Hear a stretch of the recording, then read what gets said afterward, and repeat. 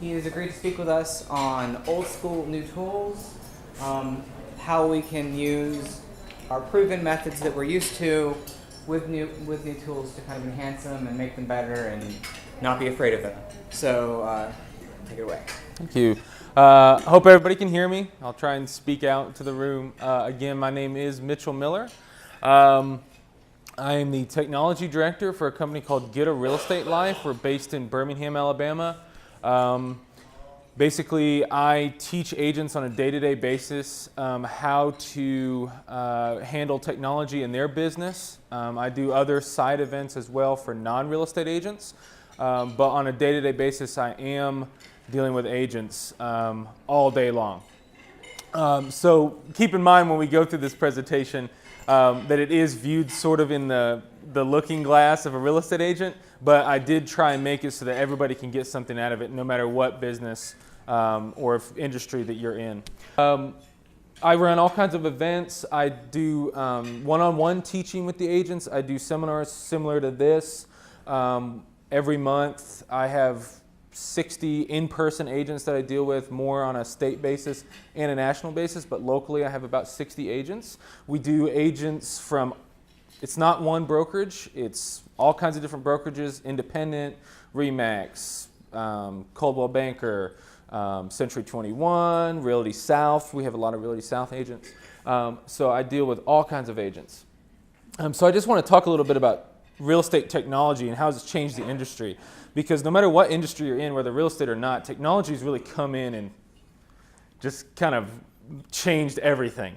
And so there are two big things that I think happened with regards to technology that I think affected real estate in a big way. And I know some people are going to say, well, yeah, writing affected real estate when you could write down that somebody owned a property. Yeah, I'm not going to go there. I'm talking about what we consider technology. And I think the first one is the MLS. Now, if you've ever looked at a house, you've ever dealt with an agent, you know what the MLS is. It's essentially the multiple listing service. And what it is, it was developed in 1996. And before 1996, the way real estate agents got access to listings were that their real estate associations, and anybody that's been in the industry a long time would know this, they made booklets, and they used to make booklets and give them to all the agents. And so you can see where that issue can come in, where one, the prices aren't up to date, the features may not be, if something is inaccurate, you can't fix it. And then two, if a new listing comes up, you're waiting in a queue for that next book to come out. So the MLS really changed it. It gave real estate agents instant access to this data. And that was kind of a huge game changer when you can put up a house and then that next day, it's out in public and agents can see it, where before it was, I have to call you to let you know I have a new listing, and it was just a pain. And then the second one is the Blackberry. And I mean the Blackberry specifically because this is the device that really enabled real estate agents to get into the tech world as an individual. And the Blackberry was the first. A lot of people, their first phone, even in business, not even real estate, that was their first smartphone. And I know the smartphone term probably didn't get popular until after this because this was more of a PDA, but this is essentially a smartphone. And what it did was it allowed not just, cell phones were big because it let you take a call anywhere, and for a real estate agent that's huge. Whenever you get a lead, you can literally, car phones, I mean, if you're in your car, you can pick it up. Those were big, but this didn't just take your phone with you, this took your office with you. So for the first time, real estate agents have their calendars from their computers synced to their phone. And at this time, everybody else was playing Snake on their Motorola vibrating phones, and the business people had this, and so they kind of saw the future, okay? But then there are some changes in the past decade, a couple that I think have really changed real estate in a big way. And obviously it's the iPhone. And I don't necessarily mean this for the individual agent. I think the Blackberry was more of a game changer for real estate agents, but the iPhone has changed the consumer. So people that are looking to buy and sell a house, whereas the Blackberry gave the office to the agent anywhere, it gave them their office, the iPhone gave the internet to everyone everywhere. And obviously now Android and all these smartphones, but this was the first full-featured internet they got on their phone. I mean, for the consumer, this was huge. And so now the consumer's more educated. They have access to that data, whereas real estate agents kind of had a head start. They had all this data back and forth. Now they have it in their pocket as well. So it really kind of changed the relationship between the real estate agent and the consumer. Obviously, social media. There's two that I think have really changed: Facebook and YouTube. Now, YouTube obviously for video. It's created a more interactive platform. Video isn't just to be watched anymore. It's not just about TV ads or listening to something on the radio. It's an interactive situation where you can comment on videos and share. And so YouTube really changed that kind of situation. But Facebook in particular has really changed the relationship between a client and a realtor. And the reason why isn't just, it has nothing to do with real estate. It's how people interact with each other. So text messaging got big before Facebook came out. Everybody was texting back and forth. It got really popular.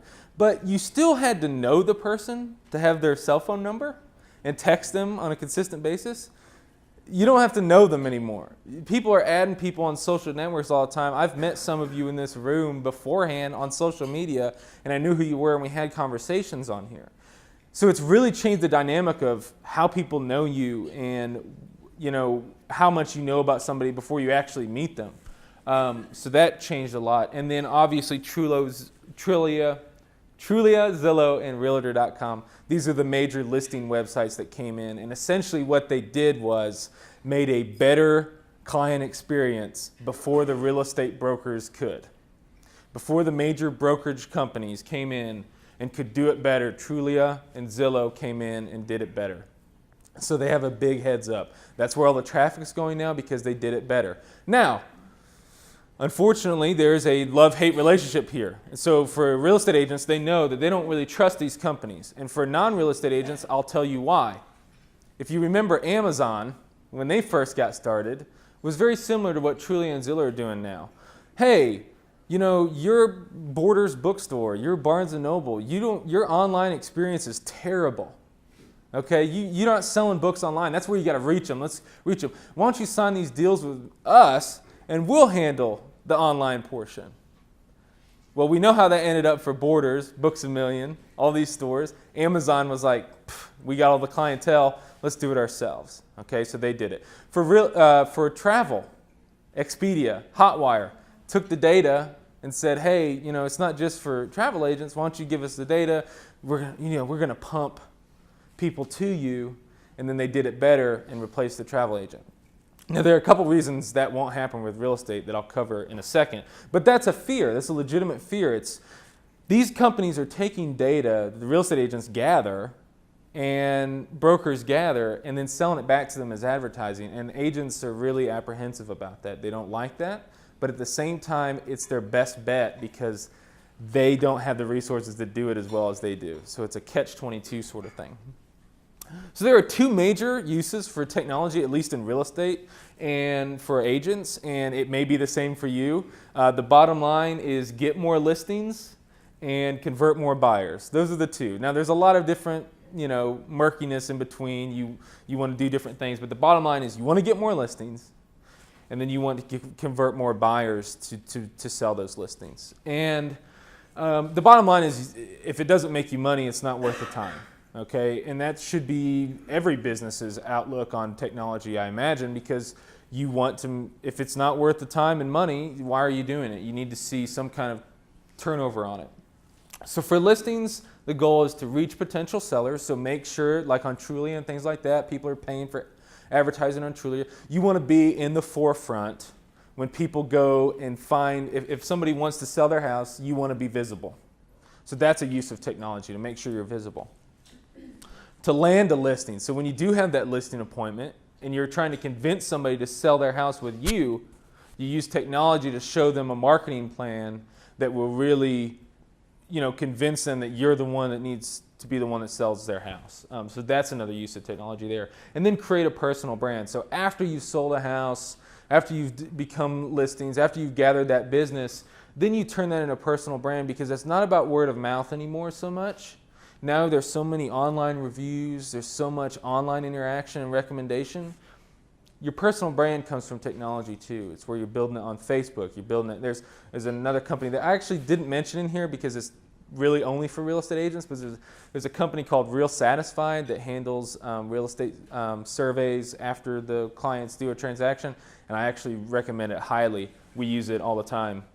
So that kind of thing. After the transaction's done, that interaction and that recommendation and sharing what you've done for the client. And then on the buyer side, reach potential buyers. Obviously the same thing as reaching sellers. When somebody buys a house, you want them to come to you and they want to see you. Use data to find houses. This is where most people think real estate agents are useless now. Consumers, general consumers, and I'm just being blunt. They view the real estate agent as a tour guide with keys. And what they think is, okay, I can find this data now. I can go on Trulia and find it. I can go and search for it. It's not just in the MLS. I can go and look for a house. You can start a house search online on Trulia, whatever you want. And then they just feel like the agents are doing the same thing, and then they have a key to show them the house. And that's what they view agents now, because they have the iPhone in their hand. They have the internet in their hand. They get that data that the agents do. But it's not just about that. It's being able to translate that data into something that somebody can actually understand. I think the internet has hurt us and helped us. The internet has helped us in empowering us with information, but it's hurt us because we get a little too confident in that information. We feel like we know more than we actually do, and we can see the information, but we don't necessarily know how to process it. So I'm just telling you, I'm a first-time home buyer. And I wouldn't do it without an agent. And that's just because there's so many things outside of just picking a house that you would never expect. And so this is very important when dealing with technology, is not just providing the same data that Trulia gave them, because they already know that. When they call you, they already know. But using other data, plugging into the system, the commute to work. How long is that commute? Using actual traffic data to say, this is your actual commute. You may not want to live in that neighborhood. You may want to look over here. School system ratings, things like that are really getting big in data. That's where the key is for real estate agents, to use technology to create a situation where they have the exact match that client needs, that the client wouldn't just get from searching on Trulia. And then provide a seamless experience, so contracts, things like that, where you're actually having to do the business. You don't necessarily have to be in the same room anymore. You have to create that seamless experience. So there are three major problems with real estate technology, and this is technology in general for companies that I've run into. I call them the 3 C's. It's complex. A lot of technology and software systems, they're pretty complex, at least for the average real estate agent the average real estate agent is over 50 years old. Okay? So there are young agents that skew that number down. So there are older agents, there are younger agents, but the average is over 50. I think the actual number is 51. And so it can be complex, not just because the agent doesn't understand it, but because the software is legitimately functionally complex. It is tough to use. And some of these technologies that are very powerful are difficult even for me to go in and start off. It's hard to imagine that agents can do some of it as well, because they just don't have the background that some people do, and we still have problems. The second one is that it's costly. Maybe not 1 or 2 technologies, but when you combine a plan together and you start utilizing all these technologies, and all of them have monthly costs, all of them have yearly subscriptions, where you have to pay up front for this huge amount of money, you get locked into contracts, it can be costly. Okay? It's not cheap. And then thirdly, it's copious. There's a ton of technology. There's a ton of software, and there's a ton of software that does the same thing. How do you choose which software to use? Is it just the cost? Is it because one's cheaper than the other? No, not necessarily, because it may not do the same. So it's very hard for agents and businesses in general to differentiate which I should use and not. A lot of times they just end up doing a Google search and looking at the ratings. But I can tell you online ratings aren't very reliable, because essentially people only go online to complain. We're negative people. How many times sometimes you're at a restaurant and like, this is fantastic, I'm going to post a picture, I'm going to put a review, but when do we ever say, man, that cable guy did a fantastic experience installing it. He came on time, he came early, he waited in the parking lot for me to get home, he was so great. You never see those reviews. Maybe it's because it doesn't exist. But you almost never see those types of reviews because people don't think that way. They don't think about reviewing online until they're like, what? You made me 10 minutes late to my appointment? In that case, that's where you get all that negativity. So I think online reviews are skewed. So it's really hard. You can't just trust that. There's so many different factors. So those are the three major problems that we deal with on a day-to-day basis on what an agent should use with technology and not. Okay? So there are some key factors that I look at when I recommend something to an agent. One, I want it to be low cost, and that's relative term. That's a relative term. It needs to be low cost as far as worth your money. Preferably no cost because there's no risk there. But some of that risk is in other areas other than cost if you go with low cost, if you know what I mean. So some of the security may not be as good if it's free. Some of the support may not be as good if it's free, that kind of thing. So I always look for something that's low cost or at least is worth the money up front. We can actually look and see.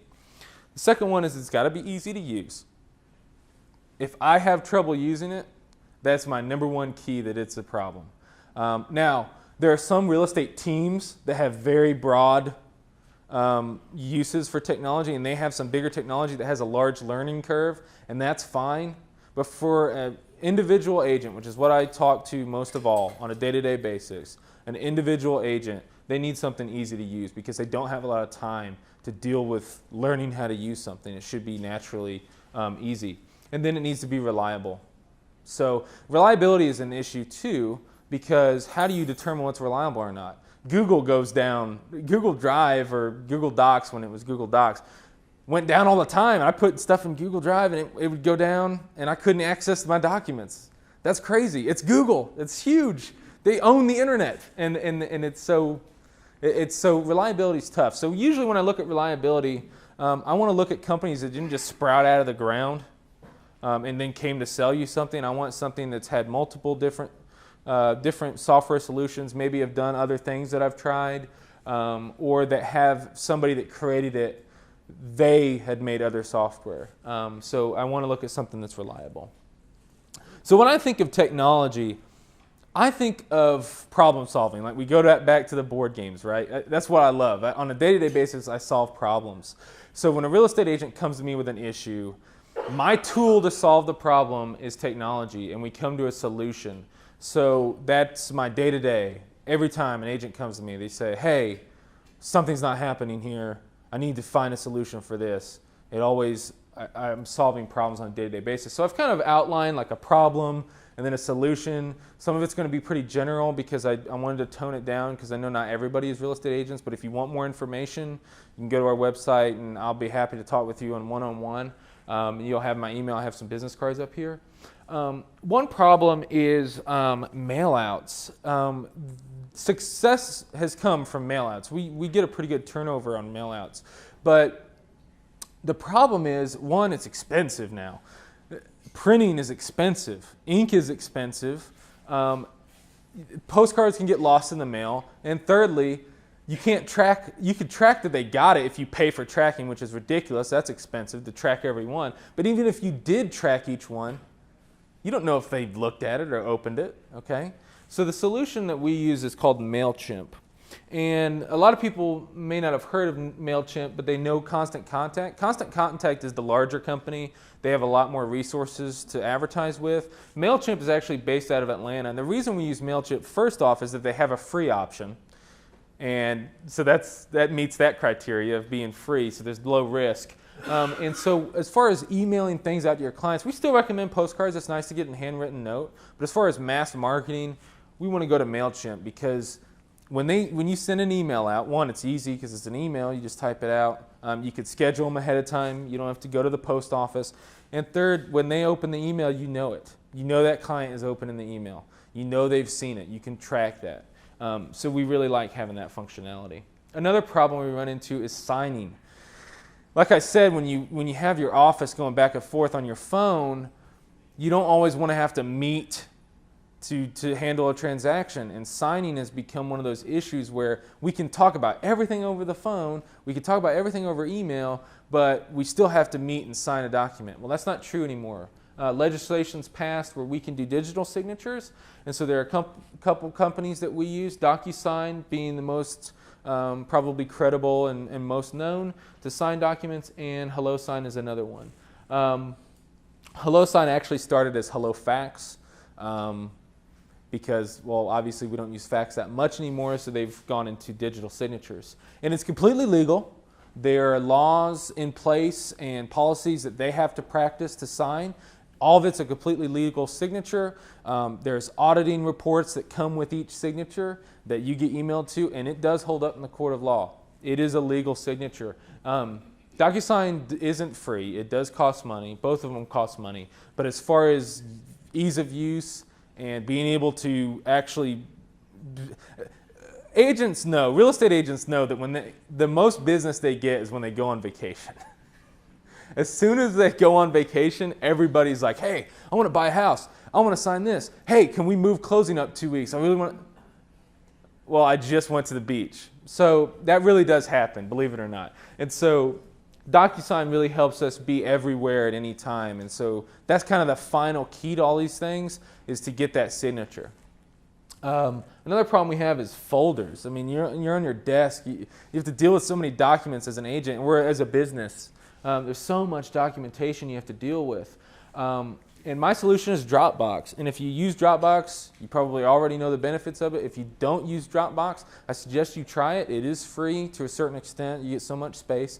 And essentially, Dropbox lets you put all your digital files and folders into a Dropbox. It's saved on the cloud into a Dropbox account, and you can access it anywhere. I can get all the documents that I need on my phone, except I forgot to add a video into the Dropbox that my boss needs. So in this case, it did not work for me. But if you remember to put the documents in there, and you can automatically set it up where it updates, and whenever you add a file, it'll upload it everywhere. Dropbox is a good solution for that. Now, for real estate agents, there's another solution that is coming out that I think may be better for real estate agents, but for everyone else, I think Dropbox is great for that. So note-taking, like a lot of events like this, people take notes, or in classes and CE classes, continuing education, they have to take notes. And notes can be cumbersome because you lose them, your handwriting's terrible, you can't share notes with somebody else. And my solution for that is Evernote. Now, people use Evernote for different reasons. I use Evernote as strictly note-taking. So when I go on my phone, instead of typing it into the Notes app, okay, I type it directly into Evernote. And what it does is it saves all those notes into, similar to Dropbox, it saves them into an Evernote account. So you never lose your notes. I can get my notes on my iPad, I can get it on my phone, I can get it on my computer. It saves, and it's almost instantly. It syncs instantly. Same with pictures and PDFs. If you put them in there, it'll go everywhere. But we typically use it just for note-taking. Now, some agents hate that. They do not want to type notes on their phone. You know, it's hard to type. You get that corrective text. It's just difficult to go around. So believe it or not, my agents actually use this. A lot of them actually use it to take pictures of their written notes and save them as a backup. And I actually recommend that. If you're not going to type it out, do take a picture of your notes, because what you do is you go into Evernote, you just take a picture, you title it something, and then if you lose that, or you need to show somebody else the written hand note, you got it. It's there. And you don't lose it. You don't have to file it away. It's saved in that account forever. Okay? So it's funny that they actually do that. They want to do that. And I think actually Evernote actually added something to kind of recognize what the handwriting is, so you can kind of search in Evernote for that handwriting, if it can recognize it. It couldn't recognize mine, I guarantee you that. Third one, newspapers. And I don't mean newspapers as a problem. I mean that newspapers are basically dying as that form. And so real estate agents have typically done a lot of advertising in newspapers because that's where the audience has been. And not just newspapers, but television, radio. There's been a lot of advertising there, and it's just the audience is so split and diverse in so many directions, it's hard to justify paying the amount of money you need to advertise in this. So my solution is Facebook ads, LinkedIn ads, Google AdWords. These are some of the major online advertising. And it can be costly, but I think you have more control than you did over the newspaper ads and online ads. And I have to give a shout out to Richard. I know he'll say AL.com also has digital ads, which could be, that would actually be, I guess, a direct replacement for the newspaper ads. But it does go in a lot of different directions. And I've had people look at Facebook ads and say, that's just not, why would I do that? And I got to tell you, I've had skeptics, and I've been doing a lot of Facebook ads lately, and I've been really impressed with the results. I mean, really impressed. And this is kind of a geeky term, but I have other people in the industry that talk to me about advertisements. They're in digital ads, they're in marketing, they handle social media for people. And they're like, we've never been able to get a 2% click-through rate, which essentially a click-through rate is what percentage of people that saw your ad clicked on it. And so they're like, I haven't been able to get a 2% click-through rate. I mean, that's ridiculous. It's terrible. It's not worth the money. And I've been using some hyper-targeting techniques. So on Facebook in particular, real estate agents can say, this is a hot area for professionals that work in this area. I want to target this zip code specifically. I want to target these interests specifically. We run ads as Get a Real Estate Life for real estate agents around the state. So when we put their interest as real estate, we're trying to get people that are interested in real estate to check us out. You may have, if you're a real estate agent on Facebook, you may have actually seen we're doing a continuing education cruise, and we've been running an ad for that on Facebook, and we've gotten a lot of interest in that. But I've been getting like 12, 13% click-through rate on Facebook, which is ridiculous. And I think it's because of the technique I'm using to only go after a very small group of people, and it keeps the cost down for agents because you don't want to target the whole state. You want to target your neighborhood specifically, or that where you think a house will sell. If there's a high turnover rate in a certain zip code or area where people are moving out more consistently and selling their house, that's where you want your ad to go, and you want to target those people. So I think that's a really good solution as far as replacing some of that, newspaper advertisements, because it does give you some good statistics. Another problem, and this is kind of vague, but Life is Calling, it says, and it's a missed call. Missed calls are a huge deal in real estate, and it's my number one pet peeve, and it should be your number one pet peeve in any business you own. If somebody calls you, do not ignore that call if you can, and don't expect them to leave a voicemail because they're not. Okay, and so normally that's not a big deal because it leaves the number, right? And so you can call them back right away. I say it's always a big deal if you're a real estate agent. You need to answer your phone almost always, because that person, if they're ready to talk to somebody about buying a house, the second person to call them the first person to call them back or answer the phone has a 236% better chance of getting that buyer or seller than the second person. So if somebody calls you and you don't answer, they're going to call someone else because they're interested in buying right away. A salesperson's dream is to have somebody call them to buy a product, okay? I don't have to call you. I don't have to cold call and that kind of thing, okay? But then another problem is people don't leave voicemails that much anymore. And secondly, when somebody calls the office phone and they transfer that call to your cell phone, you're not seeing their number. You're seeing the office phone's number because that's where the transfer is going through. You've missed that call completely. So my solution is Google Voice, and I love Google Voice. And if you're not using Google Voice, I highly suggest it. Even as a personal number, some people with Android phones have probably used it, but Google Voice is amazing. It's free. It gives you a local number that you can use. You can actually use a non-local number if you want, for whatever reason, to have a Minnesota number, but you can use a local number, and all the voicemails that come through to it are saved to your email as an attachment. It transcribes the email for you. It tries. Some people don't talk very well on the phone. But you always have a copy of that. And for legal reasons as a business, that's great to have. If somebody calls you with a voicemail, you have that recording. There's a couple other cool features that most people don't use with Google Voice that you should. When you have a Google Voice number, say for instance you're running an ad for your business. Maybe you're a freelance graphic artist and you put a phone number on Craigslist or something. Well, you know when they call that number, that's specific to that thing. You know that number is somebody that wants you to work for them. You need to answer that phone. Don't let it go to voicemail. They may never call you back. And when you call them back, they'll probably want to answer because they're upset that you didn't answer, whatever. It's a business. This one, when they call that number, you answer. It's a Google Voice number, and it says, hey, do you want to answer the phone or do you want to send it to voicemail? And if you're busy, you can say send to voicemail. But when you send it to voicemail, you can listen to them leaving the voicemail. And if it's somebody you really need to talk to, you can hit the star key and jump right into their phone call and say, hey, sorry. And people are like, it's funny to me because people, when I tell them that, they give me a face like, that's a privacy violation. How dare they listen to me as I leave a voicemail? Well, that's how voicemail started. All right? Everybody used to listen to their tape and then stop it and pick up the phone. Hey, yeah, sorry. We can't do that anymore on our phones, but you can do it with Google Voice. That's a very powerful tool because if you are busy or you're just working on something and you don't know what the number is, you can put it to voicemail, and then when it is something legitimate, you can jump right into the phone call. Okay? And then another feature of Google Voice that's really awesome, okay, is that you can text on it for free.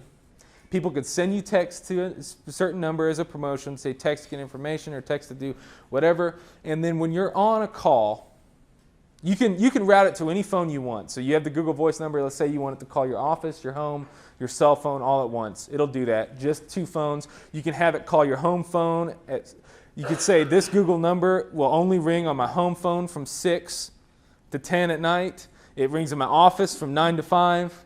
You can set all those things up. But really cool is that any phones that are linked to your Google Voice number, if you're talking on your cell phone and you walk into your house, you can hit the button to have it ring on your phones and just pick it up at your house phone so you don't have to keep up your cell phone anymore. Okay? You can constantly transfer. And it's completely free. It's awesome. So check that out. Another problem is cold calling. Any salespeople hate cold calling. Everybody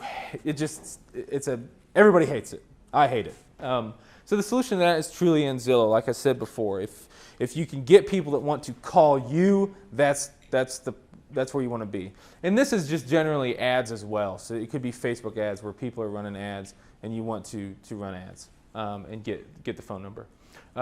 One last one, I think, to-do lists are awesome. I love to-do lists. Everybody is more productive with a to-do list. I actually had an app called Astrid. Did anybody use Astrid, just as a curiosity's sake? They actually got bought by Yahoo, and it was the killer to-do list app. I loved it. It was probably one of the best software solutions I've ever seen for a problem. Up front, completely perfect, except that Yahoo bought them and then closed them down. The problem is I didn't get the email that said, hey, you need to get your to-do list off here because Gmail decided to create a promotions folder, and it went into the promotions folder and I never saw it. So all my to-do lists got destroyed. So that's the risk involved. It's Google's fault, not mine. I then deleted all those extra inboxes. So if you use Gmail and you got all those inboxes, you can get them off. My solution is Trello. And if you don't get anything else out of today, please remember Trello. It's free. It's amazing. And believe it or not, I actually didn't use Trello for the first time. My fiance did because we're planning this wedding, and it is amazing. Now, it's not just strictly a to-do list app. Okay, it's an entire project management software, and it's completely free. Now, it's web-based. You sign in with an account. And so I have a Trello board for my wedding. I have a Trello board for work. I have a Trello board for personal. And you could make little cards on there to say, hey, for instance, let's use wedding as an example, wedding cake. Okay, you make a card for wedding cake. There's 3 different columns. Yet to do, doing now, and done. And I can put little to-do lists underneath those. So under wedding cake, it can say, talk to this company, discuss fresh fruit on the cake, put down deposit on the cake, all these to-do list options. The coolest part of Trello is you can invite anyone to it and they can contribute. So just like Facebook, I can comment on any of those to-do lists that somebody else put on there. So for a company where you're an agent and you have a buyer's agent, okay, or you run a team and you want to collaborate, it's like Facebook. I can get on there. It even has my picture on it, and I could say, really? Do we really have to ask them about fruit? And just type it, and then she can respond back, shut up, this is not your concern. Go back to doing whatever you're doing. So Trello is really awesome. If you get one thing out of this, do check out Trello. I'm a huge fan of it. And then another problem is not necessarily calendar. Everybody has a calendar on their phone. But scheduling. And I actually recommended this to an agent this morning. Scheduling. When I want to meet with you, okay, I have a busy schedule. You have a busy schedule. How do we line up the schedule? And there is a solution that has been online for so long. I don't know why it's not bigger than it is, but it's called Doodle. And what it does is it sends a link to me, sends a link to you. You put in what you're available that day or that week. I put in what's available, and it gives us the matchup times. You can have like 10 people in here. You want to schedule a board meeting or something. How do we do it? We're all busy. You put it all in there, everybody fills it out, and it gives you like the best times to meet, and that's awesome, and it's free, at least for the most part. So Doodle, and it's been out for forever. It's been out since I was in college. A couple new technologies I want to talk about. Yeah, Nextdoor. So you run Nextdoor, Joe does.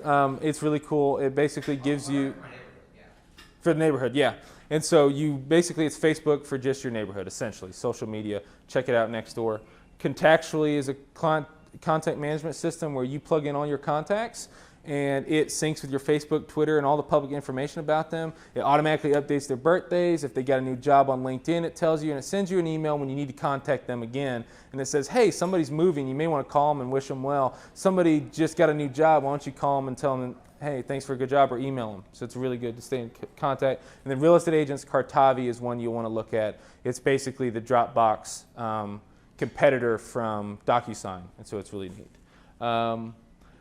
So that's kind of what I was just going to get through technology-wise. There's other stuff. If you're an agent, please take my card. I'd love to talk with you, and thank you for having me.